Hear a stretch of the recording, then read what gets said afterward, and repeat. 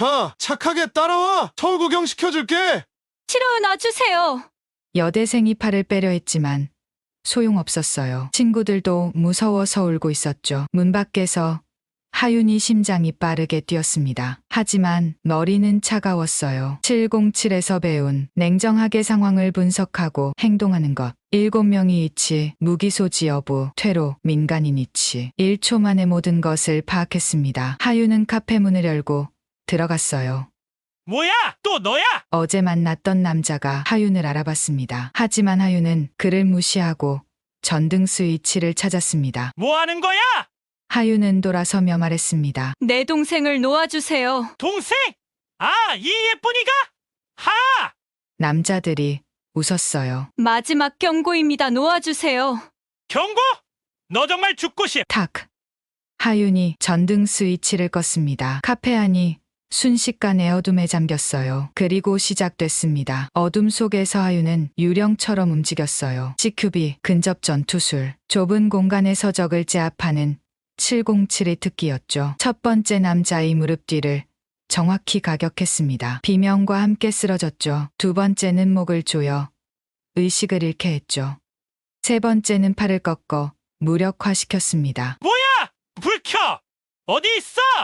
남자들의 혼란스러운 외침이 들렸어요. 하지만 하윤은 이미 네 번째 목표로 향하고 있었죠. 15초, 단 15초 만에 7명 중 6명이 쓰러졌습니다. 마지막 남자는 서연을 방패 삼아벽에 붙어 있었어요. 손에는 칼이 들려 있었죠. 가까이 오지 마! 하윤은 멈췄습니다.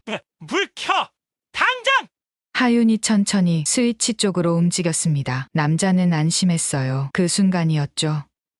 이 상황을 하윤은 어떻게 해결해 나갈까요? 그리고 왜 이런 상황들이 벌어지는 건지 사연이 끝까지 함께 해주세요. 그 전에 아주 잠깐 구독과 좋아요 눌러주시면 내용에 더욱 빠져드실 겁니다. 시작하겠습니다.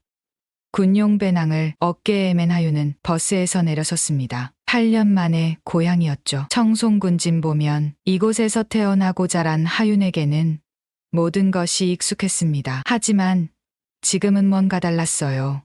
공기가 무거웠습니다. 마을 입구에 느티나무 그늘 아래 늘 앉아 계시던 할아버지들도 보이지 않았죠. 하윤은 천천히 걸었습니다. 707 특수임무단에서 익힌 습관이었어요. 주변을 살피며 걷는 것, 위험을 미리 감지하는 것. 이상해. 마을 입구 공터에 검은색 고급 외제차 세대가 주차되어 있었습니다. 번호판은 서울이었죠. 이런 차들이 이곳에 올 이유가 없었어요. 하윤이 눈썹이 살짝 찌푸려졌습니다. 하윤아, 익숙한 목소리에 고개를 돌렸어요. 마을 슈퍼를 운영하는 김 아주머니였습니다. 하지만 평소의 밝은 표정이 아니었죠. 불안해 보였습니다. 아주머니, 안녕하세요. 오랜만이에요. 그래, 할머니 때문에 왔구나? 병원에 계시는데 조심해서 다녀. 왜 조심해야 하는지 하윤은 묻고 싶었지만 아주머니는 이미 슈퍼 안으로 들어가 버렸습니다. 문을 닫는 소리가 평소보다 크게 들렸죠. 하윤은 다시 걷기 시작했어요. 재래시장을 지나갔습니다. 평일 오후면 북적여야 할 시장이 텅 비어 있었죠. 가게들은 문을 닫았고 몇몇 상인들만 불안한 눈빛으로 밖을 내다보고 있었습니다. 순간 하윤이 마음이 움츠러들었습니다. 이건 평범한 상황이 아니었어요. 8년간 대테러 작전을 수행하며 익힌 직감이 경고를 보내고 있었죠. 마을 중심가로 접어들자 청송다원이 보였습니다. 5년 전에 생긴 마을 유일의 카페였죠. 대형 유리창 너머로 안희원이 들여다 보였어요. 그리고 하윤은 발걸음을 멈췄습니다. 카페 안에는 검은 양복을 입은 남자들이 가득했어요. 15명쯤 되어 보였죠. 그들은 큰 소리로 웃고 떠들며 여종업원들을 괴롭히고 있었습니다. 이리 와봐, 아가씨. 서울 남자가 어떤지 보여줄게. 시골 아가씨들이 뭘 알겠어? 우리가 가르쳐 줄게. 추잡한 웃음소리가 유리창을 통해 밖까지 들렸습니다. 하윤이 주먹이 꽉 쥐어졌어요. 진정해. 아직 상황 파악이 먼저야. 심호흡을 했습니다. 707에서 배운 대로 감정을 다스렸죠. 하지만 가슴 속 분노는 쉽게 가라앉지 않았어요. 하윤은 조용히 카페 문을 열고 들어갔습니다. 어서 오세. 아, 카운터에 있던 젊은 여성이 하윤을 보고 말을 멈췄어요. 군복 차림에 하윤을 본 남자들도 하나둘 고개를 돌렸죠. 뭐야, 군인이네? 여자, 군인? 재밌겠는데. 한 남자가 일어서며 하윤에게 다가왔습니다. 얼굴에는 건들거리는 미소가 가득했죠. 담배와 술 냄새가 진동했어요. 군인 아가씨, 여기가 어딘지 알고 왔어? 하윤은 차갑게 대답했습니다. 모르겠는데요. 그냥 커피 한잔 하러 왔을 뿐입니다. 커피, 하하하. 남자가 크게 웃었어요. 다른 남자들도 따라 웃었죠. 들었어? 커피 마시러 왔대. 귀엽네. 야, 너희들 자리 좀 비켜. 군인 아가씨랑 얘기 좀 해야겠다. 그럴 필요 없습니다. 하윤이 목소리는 얼음처럼 차가웠어요. 눈빛도 변했죠. 8년간 생사를 넘나들며 단련된 전사의 눈이었습니다. 남자의 표정이 굳어졌어요. 뭐, 지금 나한테 반말했어? 아니요, 존댓말했습니다. 이제 비켜주시겠어요? 순간 카페 안이 조용해졌습니다. 긴장감이 공기를 무겁게 눌렀죠. 남자가 주먹을 들어 올렸어요. 하지만 하윤은 움직이지 않았습니다. 그저 차갑게 바라볼 뿐이었죠. 형님, 그만하세요. 뒤에서 다른 남자가 말렸습니다. 군인한테 손대면 큰일 나요. 특히 여자 군인은 더요. 남자는 씩씩거리며 물러났어요. 오늘은 봐준다. 하지만 다음엔 조심해. 이 마을은 이제 우리 구역이니까. 하윤은 대답하지 않았습니다. 그저 카운터로 걸어가 커피를 주문했죠. 아메리카노 하나요? 종업원이 손이 떨리고 있었어요. 하윤은 조용히 물었습니다. 저 사람들 누구예요? 태극파라고. 서울에서 온. 종업원은 더 이상 말하지 못했어요. 남자들이 노려보고 있었으니까요. 하윤은 커피를 받아들고 밖으로 나왔습니다. 가슴 속 분노는 더 커졌지만 지금은 할머니를 만나는 게 먼저였죠. 병원은 마을 끝자락에 있었어요. 작은 종합병원이었지만 이 지역에서는 가장 큰 곳이었죠. 병원 로비에 들어서자 익숙한 목소리가 들렸습니다. 언니, 서연이었어요. 하윤이 사촌 동생이자 간호대 학생이었죠. 서연은 뛰어와 하윤을 꼭 껴안았습니다. 언니, 정말 오랜만이야. 보고 싶었어. 나도 보고 싶었어. 할머니는 어때? 서연이 표정이 어두워졌어요. 많이 편찮으셔. 폐렴이 심해서. 그런데 언니, 혹시 마을에서 이상한 사람들 못 봤어? 검은 양복 입은 사람들? 봤구나. 태극파라는 조직이야. 일주일 전부터 마을에 나타났어. 땅을 싸게 사려고 주민들을 협박하고 있어. 하윤이 눈이 날카로워졌습니다. 협박? 응. 특히 여자들한테는 정말 무서워. 경찰도 오지 않아. 태극파가 뭔가 손을 쓴 것 같아. 하윤은 서연이 어깨를 가볍게 잡았어요. 걱정하지 마. 내가 왔잖아. 언니가 뭘 할 수 있어? 그 사람들 진짜 무서운 사람들이야. 하윤은 미소를 지었습니다. 707 특수임무단 중위. 대한민국 최정예 대테러 부대원. 그런 자신을 서연은 모르고 있었죠. 할머니 먼저 뵙자. 가자. 병실로 향하며 하윤은 생각했어요. 3개월 후 저녁 마지막 휴가를 조용히 보내려 했는데 운명은 다른 계획을 갖고 있는 것 같았죠. 병실 문을 열자 할머니가 보였어요. 마니아 위신 모습에 하윤이 가슴이 아팠습니다. 할머니, 아이고, 우리 하윤이. 할머니의 손은 떨리고 있었지만 따뜻했어요. 하윤은 그 손을 꼭 잡았습니다. 할머니, 제가 왔어요. 이제 걱정하지 마세요. 창밖으로 어둠이 내리고 있었습니다. 그리고 하윤은 알고 있었죠. 이 어둠 속에서 곧 폭풍이 시작될 거라는 것을. 태극파, 그들은 잘못된 마을을 건드렸죠. 707 특수임무단의 전사가 지키는 마을을 말이죠. 다음 날 아침 하윤은 마을 회관으로 향했습니다. 서연이 알려준 비상마을회의에 참석하기 위해서였죠. 회관 앞은 이미 주민들로 가득했어요. 모두의 얼굴에는 걱정이 가득했습니다. 하윤은 조용히 뒤쪽에 서서 상황을 지켜봤죠. 자, 이제 회의를 시작하겠습니다. 이장님이 목소리가 떨리고 있었어요. 평소의 당당한 모습은 찾아볼 수 없었죠. 모두 아시다시피 태극파라는 조직이 우리 마을을 노리고 있습니다. 그들이 원하는 이장님이 잠시 말을 멈췄어요. 손에 든 종이가 바들바들 떨렸습니다. 우리 마을 전체 토지의 70%를 시세의 10분의 1 가격에 팔라고 합니다. 회관이 술렁였어요. 분노의 목소리가 여기저기 서터져 나왔죠. 그게 말이 됩니까? 도둑놈들이 따로 없네. 이장님이 손을 들어 조용히 시켰습니다. 더 큰 문제가 있습니다. 그들은 이곳에 대규모 리조트를 짓겠다고 하는데 제가 알아본 바로는 이장님의 목소리가 더욱 작아졌어요. 불법 도박장을 만들려는 것 같습니다. 하윤이 눈빛이 날카로워졌습니다. 단순한 땅 투기가 아니었어요. 더 큰 범죄 조직이 계획이 숨어 있었죠. 경찰은요? 신고는 하셨습니까? 한 주민이 물었어요. 이장님은 고개를 저었습니다. 했습니다. 하지만 경찰은 증거가 없다며 오히려 우리 보고 조용히 하라더군요. 순간 하윤이 가슴속에서 뜨거운 무언가 같이 밀어올랐습니다. 정의가 무너진 곳. 그곳에서 힘없는 사람들이 고통받고 있었어요. 707에서 나라를 지켰던 하윤에게 이것은 참을 수 없는 일이었죠. 회의는 결론 없이 끝났습니다. 주민들은 한숨을 쉬며 흩어졌어요. 하윤은 이장님에게 다가갔습니다. 이장님, 저 강하윤입니다. 기억하시죠? 아, 하윤이구나. 군대에 있다고 들었는데 곧 저녁이에요. 이장님, 태극파에 대해 더 자세히 알고 싶은데요. 이장님은 주변을 살피며 목소리를 낮췄어요. 조심해야 해.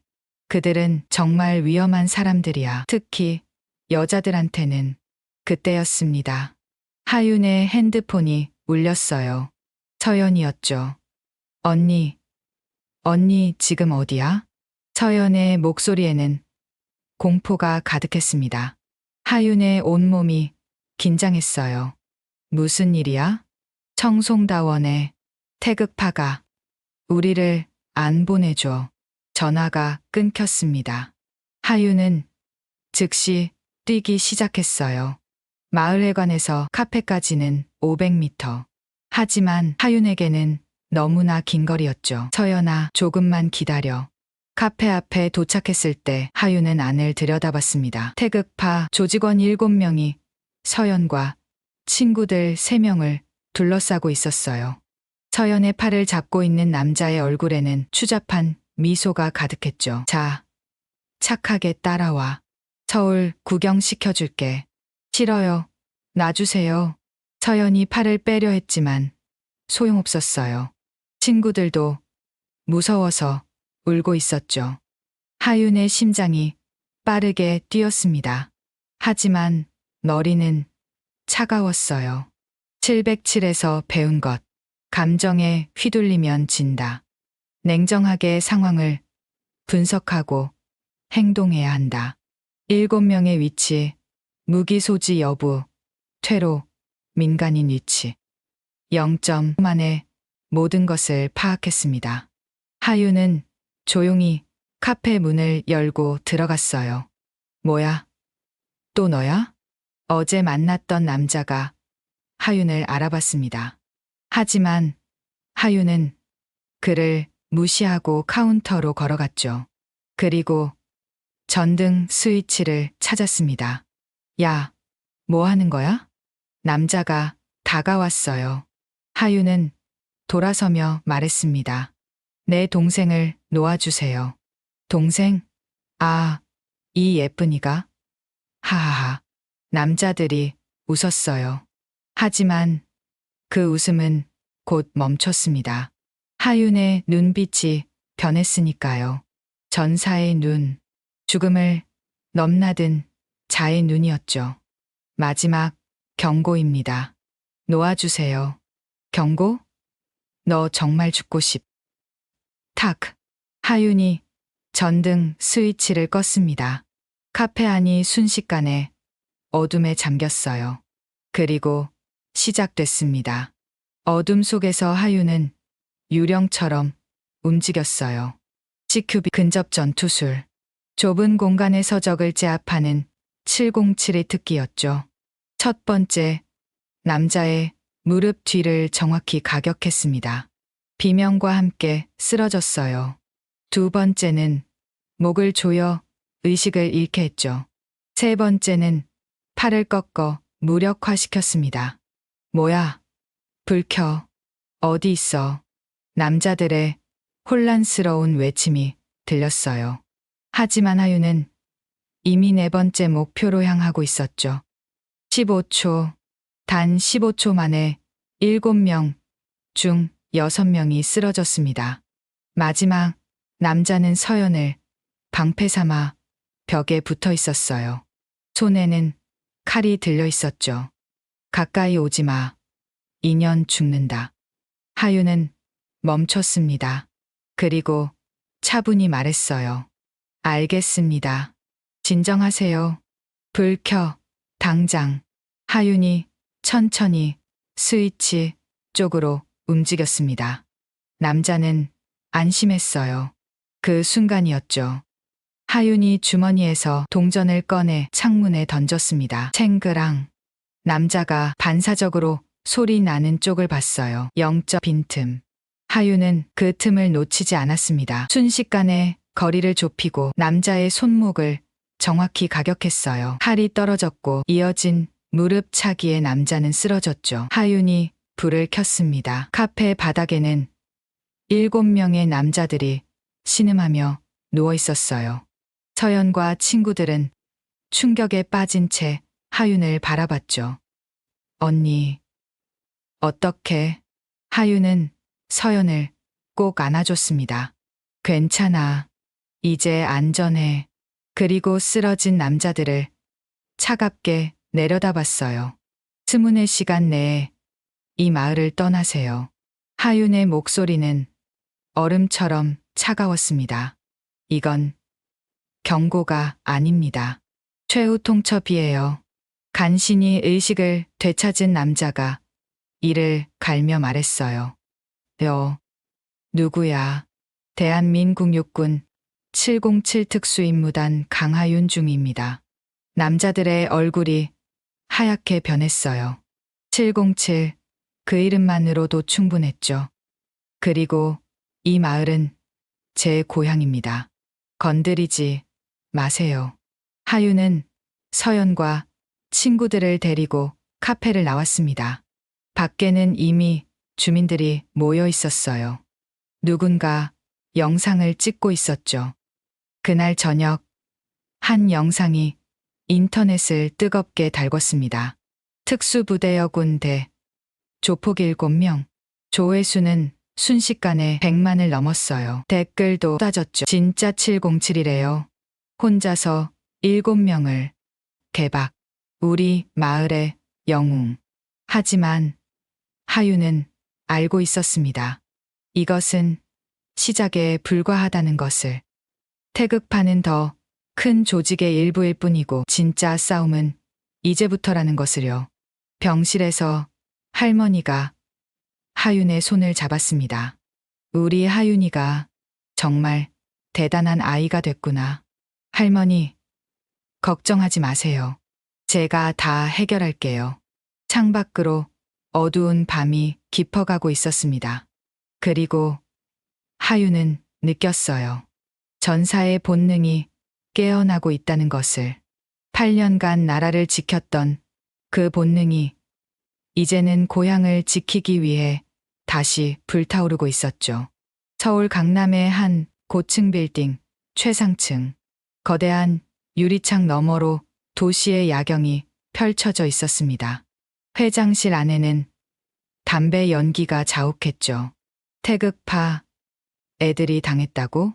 최진혁의 목소리는 낮고 차가웠어요. 청룡회 회장, 조직원 500명을 거느린 거대. 조직의 수장이었죠. 예, 회장님, 여자, 군인 하나한테. 부하의 목소리가 떨렸습니다. 최진혁의 눈빛이 번뜩였어요. 여자 군인, 707이라고? 그렇습니다. 탁. 최진혁이 테이블을 내리쳤습니다. 재떨이가 바닥에 떨어졌죠. 부하는 고개를 숙였어요. 최진혁은 창가로 걸어갔습니다. 청송마을, 그 여군에 대해 조사해 모든 것을 파헤쳐.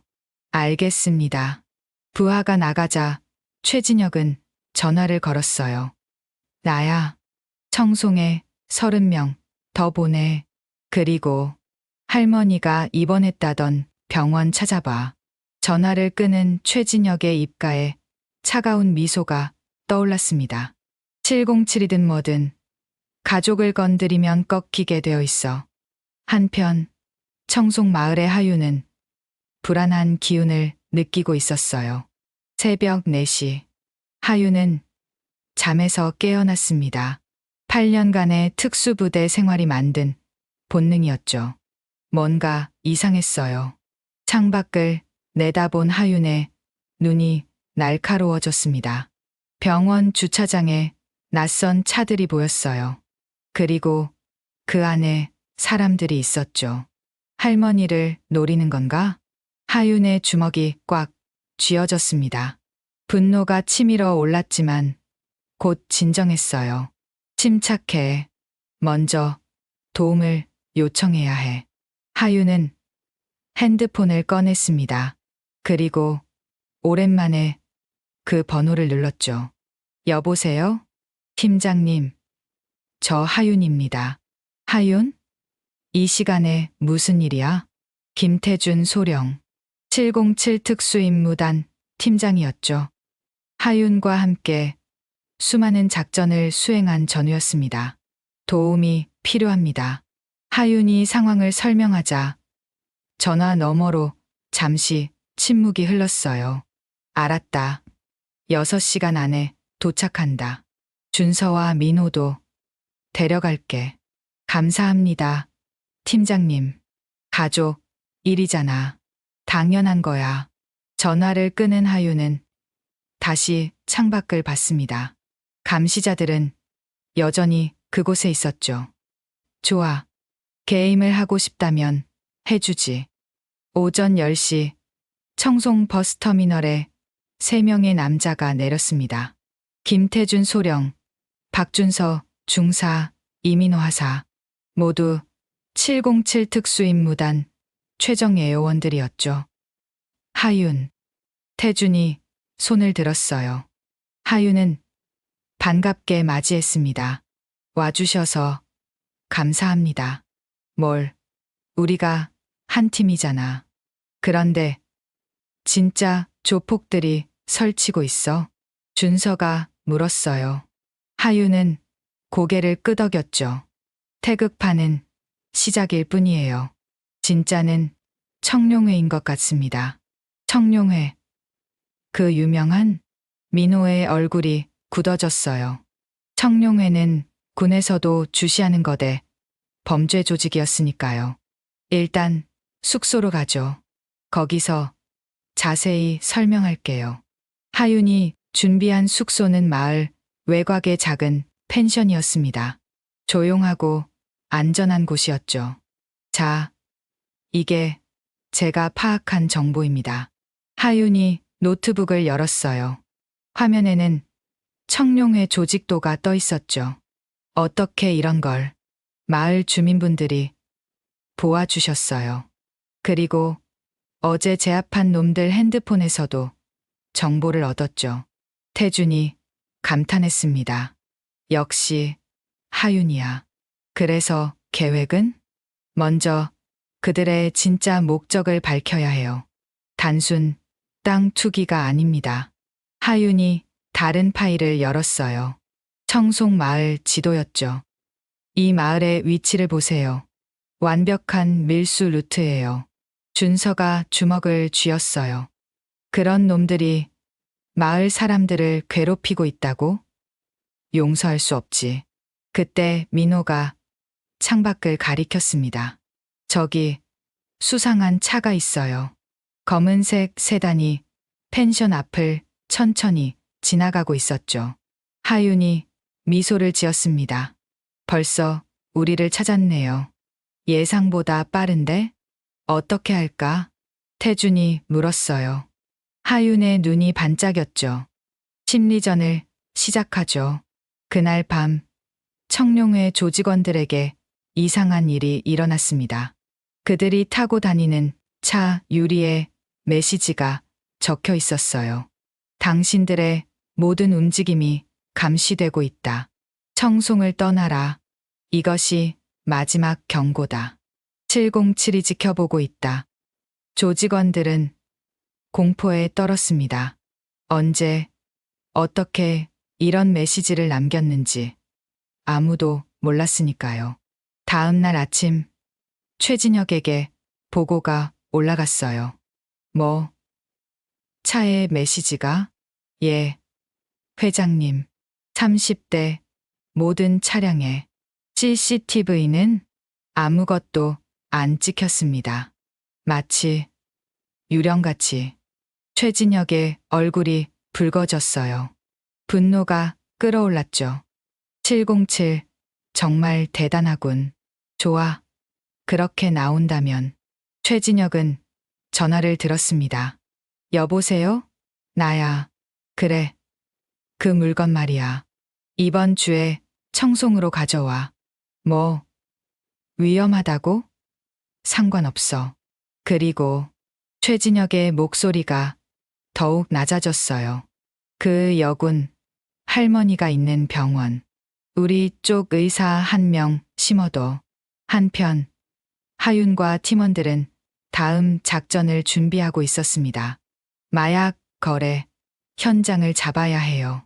하윤이 지도를 가리켰어요. 제 추측이 맞다면 이번 주 안에 큰 거래가 있을 겁니다. 어떻게 알아? 청룡회가 갑자기 인원을 늘린 건 이유가 있어요. 뭔가를 지키려는 거죠.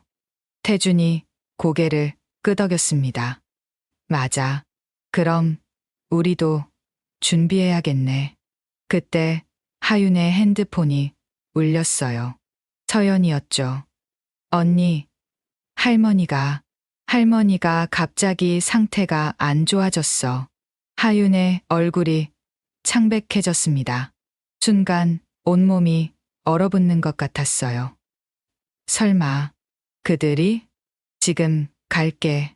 하윤이 뛰쳐나가려 하자 태준이 잡았습니다.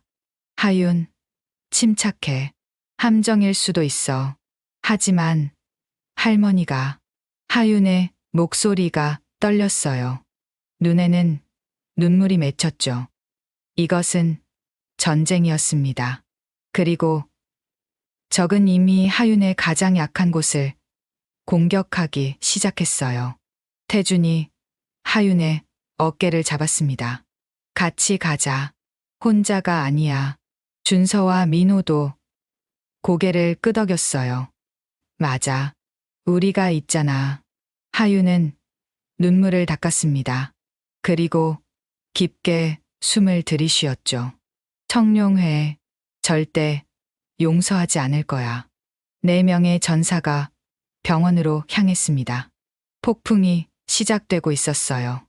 그리고 이 폭풍은 청룡회를 완전히 삼켜버릴 것이었죠. 병원에 도착한 하윤은 숨이 막히는 것 같았습니다. 할머니의 병실 앞에는 낯선 의사가 서 있었죠. 할머니 상태가 어떻습니까? 의사는 차갑게 대답했어요. 갑자기 악화되셨습니다. 원인을 모르겠네요. 하윤의 눈이 날카로워졌습니다. 의사의 눈빛에서 거짓을 느꼈으니까요. 태준이 조용히 하윤의 팔을 잡았어요. 일단 할머니를 보자. 병실 안에 할머니는 힘겹게 숨을 쉬고 있었습니다. 하윤의 가슴이 찢어지는 것 같았어요. 할머니. 그때 서연이 다가와 속삭였습니다. 언니, 이상해. 아까까지 괜찮으셨는데. 그 의사가 주사를 놓고 나서 하윤의 주먹이 꽉 쥐어졌어요. 분노가 폭발하기 직전이었죠. 준서가 재빨리 의사를 따라갔습니다. 그리고 5분 후 돌아와 보고했어요. 맞아요. 저 의사 지하 주차장에서 청룡회 조직원과 통화했습니다. 하윤의 눈에서 불꽃이 튀었습니다. 이제 확실해졌네요. 그들이 먼저 선을 넘었어요. 태준이 고개를 끄덕였죠. 그래, 이제 우리도 규칙 없이 간다. 그날 밤 하윤은 혼자 병원을 나왔습니다. 아니, 혼자인 것처럼 보였죠. 미행하던 청룡회 조직원 둘이 하윤을 따라갔어요. 어두운 골목으로 들어서는 순간이었습니다. 잘 걸렸네. 하윤이 돌아섰어요. 미행자들이 당황했죠. 뭐야, 알고 있었어? 다음 순간 그림자 속에서 준서와 민호가 나타났습니다. 미행자들은 순식간에 제압당했어요. 자, 이제 얘기해 볼까요? 하윤의 목소리는 얼음장처럼 차가웠습니다. 누가 시켰죠? 할머니한테 뭘 한 거예요? 우린 몰라. 탁. 하윤이 남자의 무릎을 정확히 가격했어요. 비명이 터져 나왔죠. 다시 물을게요. 누가 시켰어요? 최진혁 회장님이 드디어 입을 열었습니다. 남자의 목소리는 공포로 떨렸어요. 오늘 새벽 3시 큰 거래가 있어. 북한에서 물건이 들어와. 어디서? 청송읍 폐쇄된 나이트클럽 블루문이야. 하윤은 태준을 봤어요. 태준이 고개를 끄덕였죠. 새벽 2시 30분. 4명의 그림자가 블루문 나이트클럽 주변에 포진했습니다. 건물 주변에는 청룡회 조직원 30명이 경계를 서고 있었어요. 각자 위치 확인. 태준의 목소리가 무전기에서 들렸습니다. 2번 위치 확인. 3번 위치 확인. 4번 위치 확인. 하윤은 건물 뒤편에 있었어요. 심장이 빠르게 뛰었지만 호흡은 고요했죠. 3, 2, 1점 시작. 동시다발적으로 작전이 시작됐습니다. 하윤은 뒤쪽 비상구로 침투했어요. 경비 2명을 소리 없이 제압했죠. 동시에 태준은 정문으로, 준서와 민호는 옆문으로 들어갔습니다. 어둠 속에서 707의 전사들은 유령처럼 움직였어요. 5분, 단 5분 만에 1층의 조직원 10명이 모두 쓰러졌습니다. 하윤은 계단을 올라갔어요. 2층에서는 총성이 들렸죠. 젠장, 저기다. 어디야? 어디 있어? 혼란에 빠진 조직원들. 하지만 707 대원들에게는 쉬운 상대였어요. 섬광탄이 터졌습니다. 번쩍. 으악, 안 보여. 그 틈을 타 하윤이 돌진했어요. 근접 전투술의 정수를 보여줬죠. 팔꿈치, 무릎, 주먹. 모든 것이 무기가 되었습니다. 10분 후 2층도 정리됐어요. 이제 3층이었습니다. 최진혁이 있을 곳이었죠. 내가 먼저 들어갈게요. 하윤이 말했어요.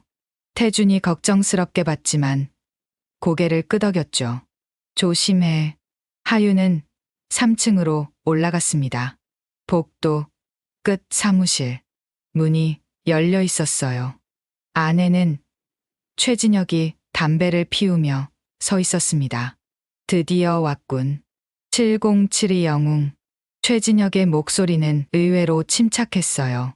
할머니한테 한 짓 용서 못해요. 하윤의 목소리에는 분노가 가득했습니다. 할머니? 아, 그 늙은이 말이야? 걱정 마. 아직 죽지 않았어.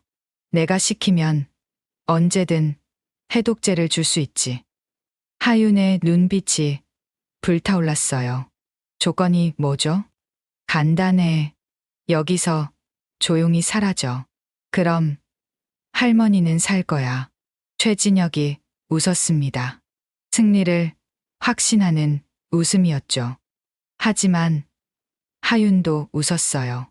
한 가지 잊으신 게 있네요. 전 혼자가 아니에요. 그 순간 창문이 깨지며 태준과 준서, 민호가 들어왔습니다. 최진혁의 얼굴이 창백해졌어요. 이럴 수가. 그리고 하나 더. 하윤이 핸드폰을 꺼냈습니다. 녹음 파일이었죠. 방금 한 말 다 녹음했어요. 할머니를 독살하려 했다는 자백이죠. 최진혁이 주먹을 들어 올렸어요. 2년이. 하지만 하윤은 이미 움직이고 있었습니다. 회전하며 날린 발차기가 최진혁의 명치를 정확히 가격했어요. 최진혁은 숨을 헐떡이며 무릎을 꿇었죠. 너 같은 년이 감히 전 대한민국을 지키는 군인이에요. 하윤의 목소리는 단호했습니다. 그리고 제 가족을 지키는 손녀이기도 하죠. 쿵. 하윤의 무릎이 최진혁의 턱을 올려쳤어요. 최진혁은 의식을 잃고 쓰러졌죠. 그때 밖에서 사이렌 소리가 들렸습니다. 국정원이다. 모두 무기를 버리고 항복하라. 태준이 미소를 지었어요. 시간 맞춰. 잘 왔네. 하윤은 쓰러진 최진혁을 내려다봤습니다. 분노는 사라지고 안도감이 밀려왔어요. 할머니를 구할 수 있다는 안도감이었죠. 국정원 요원들이 들어와 현장을 정리했습니다.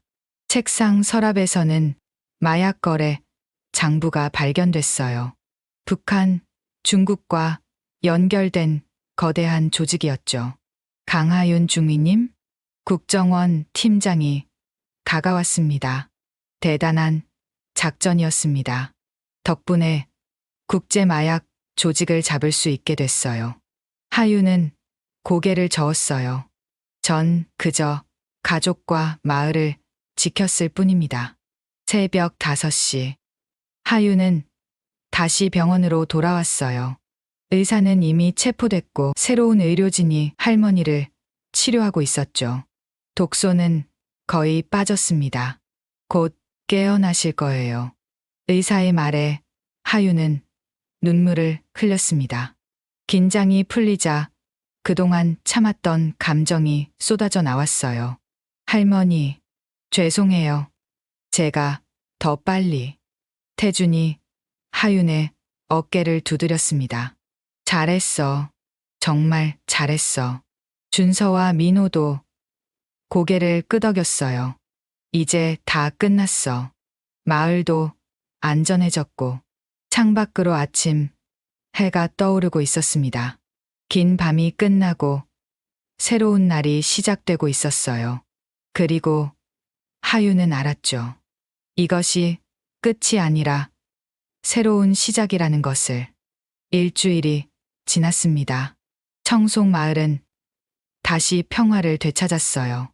재래시장엔 활기가 돌아왔고 주민들의 얼굴에는 웃음꽃이 피었죠. 하윤은 할머니 병실에서 사과를 깎고 있었습니다. 할머니는 많이 회복되셨어요. 뺨에도 혈색이 돌아왔죠. 우리 하윤이가 큰일을 했다며?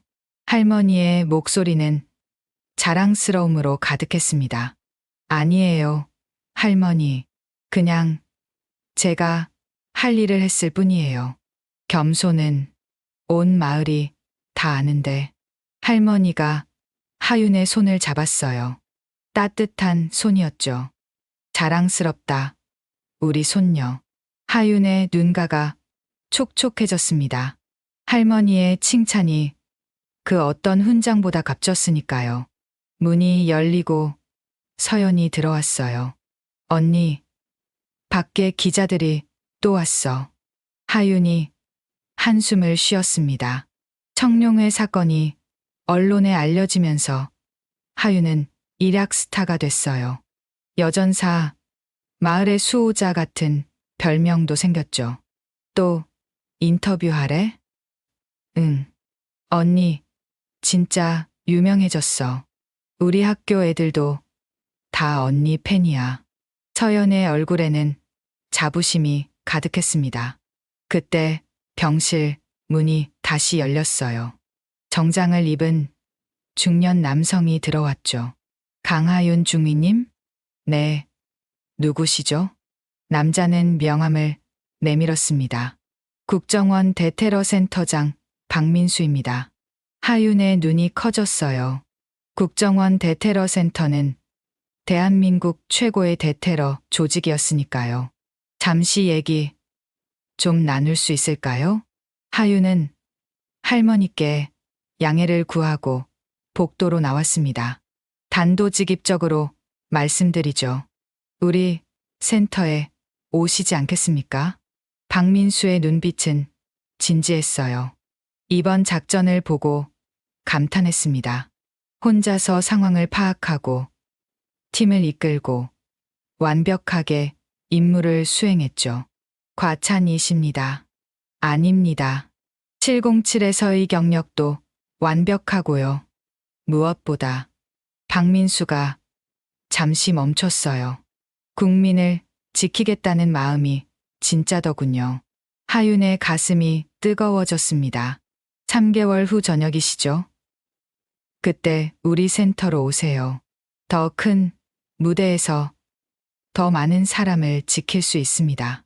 하윤은 잠시 생각했어요. 그리고 고개를 들었죠. 시간을 좀 주실 수 있을까요? 물론입니다. 저녁 때까지 생각해 보세요. 박민수가 떠난 후 하윤은 병원 옥상으로 올라갔습니다. 청송의 푸른 산들이 한눈에 들어왔어요. 어린 시절 뛰놀던 들판, 할머니와 함께 걸었던 길들이 보였죠. 더 큰 무대라. 솔직히 마음이 끌렸습니다. 707에서 8년, 이제는 새로운 도전이 필요했어요. 그때 뒤에서 발소리가 들렸습니다. 태준이었어요.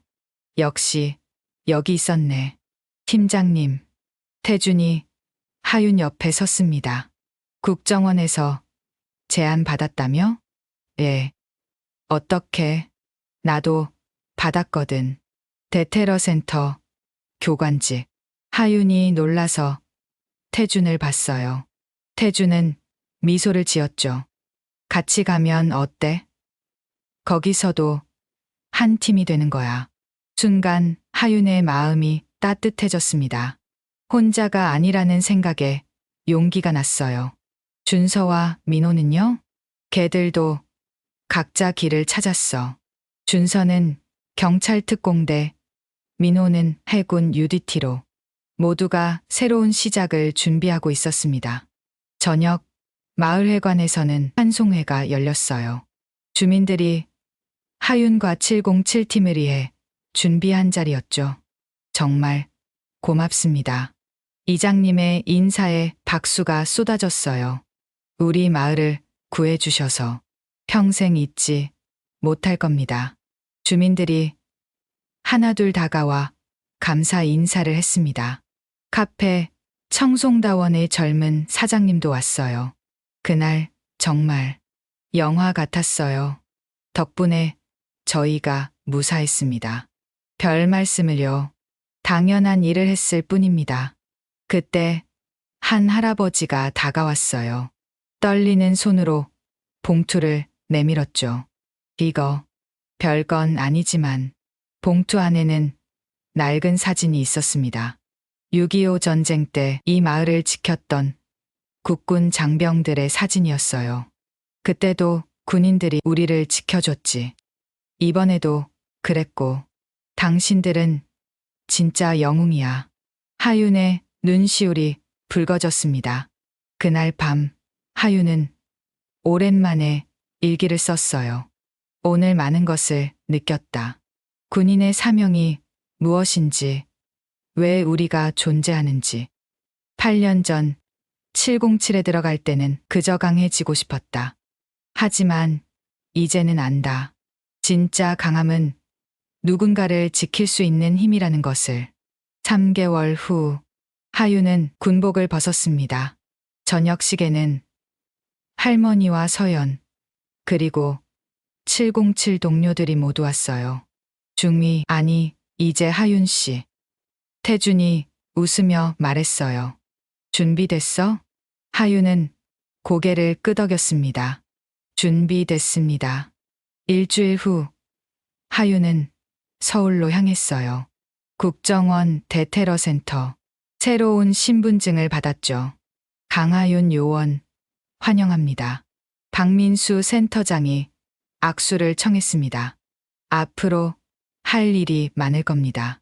준비되셨죠? 예. 하윤의 대답은 힘찼어요. 사무실 창밖으로 서울의 풍경이 보였습니다. 수많은 사람들이 살아가는 도시였죠. 이제는 더 많은 사람을 지킬 수 있어. 하윤은 주먹을 꽉 쥐었어요. 청송에서의 경험은 끝이 아니라 시작이었습니다. 더 큰 위협으로부터 대한민국을 지키는 새로운 임무가 기다리고 있었죠. 핸드폰이 울렸어요. 서연이었습니다. 언니, 국정원 신규 요원 선발됐다며? 아직 훈련 중이야. 그래도 대단해. 우리 언니가 진짜 영웅이야. 하유는 웃었어요. 영웅은 무슨. 그냥 할 일을 하는 거야. 전화를 끊고 하유는 훈련장으로 향했습니다. 첫 번째 훈련은 시가지 대테러 작전. 하윤의 눈빛이 날카로워졌어요. 시작이다. 태양이 떠오르는 아침. 새로운 전사의 하루가 시작되고 있었습니다. 그리고 어딘가에서 대한민국을 위협하는 적들도 움직이고 있겠죠. 하지만 하윤은 두렵지 않았어요. 707에서 배운 기술, 청송에서 깨달은 사명감, 그리고 함께하는 동료들이 있으니까요. 강하윤, 이제 그녀의 진짜 이야기가 시작됩니다. 즐거우셨나요? 하윤의 정의감에 아직 정의감이 살아있을 대한민국을 기대해봅니다. 재밌으셨다면 구독과 좋아요 눌러주시면 오늘 하루 행복하실 겁니다. 다음에 더 좋은 사연으로 찾아뵙겠습니다. 감사합니다.